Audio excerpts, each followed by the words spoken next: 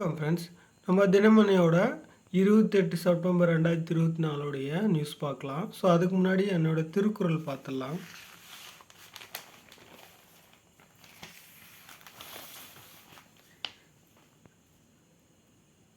திருக்குறள் பார்த்திங்கன்னா தெரிந்து செயல் வகை, அதிகாரம் தெரிந்து செயல் வகை, ஓகேங்களா. ஸோ குறள் பார்த்திங்கன்னா 463வது குறள். ஆக்கம் கருதி முதலிழக்கும் செய்வினை ஊக்கார் அறிவுடையார்.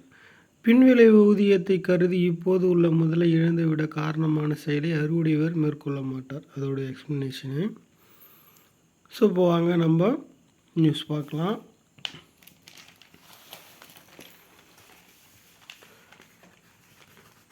ஸோ நம்ம முதலமைச்சர் பார்த்திங்கன்னா வெள்ளிக்கிழமை ஐயா மோடி அவர்களை சந்தித்து 3 கோரிக்கையை வச்சுருக்காங்க. ஸோ தமிழகத்தின் கல்வி, மெட்ரோ ரயில் திட்டங்களுக்கான நிலுவை நிதியை உடனடியாக விடுவிக்க வேண்டும் என பிரதமர் நரேந்திர மோடியை தில்லியில் வெள்ளிக்கிழமை சந்தித்து முதல்வர் மு க ஸ்டாலின் வலியுறுத்தினார்.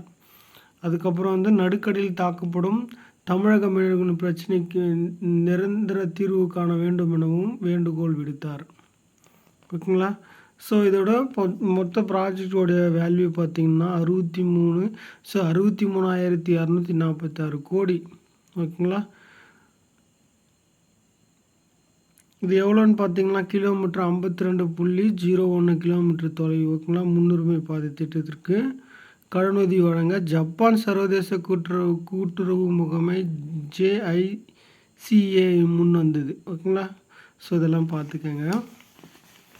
ஸோ அடுத்தது பார்த்திங்கன்னா நம்ம சென்னை உயர்நீதிமன்றத்தின் புதுமை தலைமை நீதிபதி பதவியேற்றாங்க. ஸோ யாருன்னு பார்த்தீங்கன்னா நீதிபதி KR ராமுக் ராமுக். ஓகேங்களா. அவர் பதவி பிரமாணம் செய்து வைத்த குடியரசுத் தலைவர் கையொப்பமிட்ட நியமனம் ஆணையர் வழங்கிய ஆளுநர் RN ரவி. நம்மளுடைய ஆளுநர் யாருன்னு பார்த்தீங்கன்னா RN ரவி அவர்கள். ஓகேங்களா. ஓகே ஃப்ரெண்ட்ஸ், என்னோடய நியூஸ் அவ்வளோதான். நாளையோட நியூஸ் பார்க்கலாம். Thank you friends. என்னோடய வீடியோ பிடிச்சிருந்தால் லைக் பண்ணுங்கள், ஷேர் பண்ணுங்கள், சப்ஸ்கிரைப் பண்ணுங்கள். தேங்க்யூ.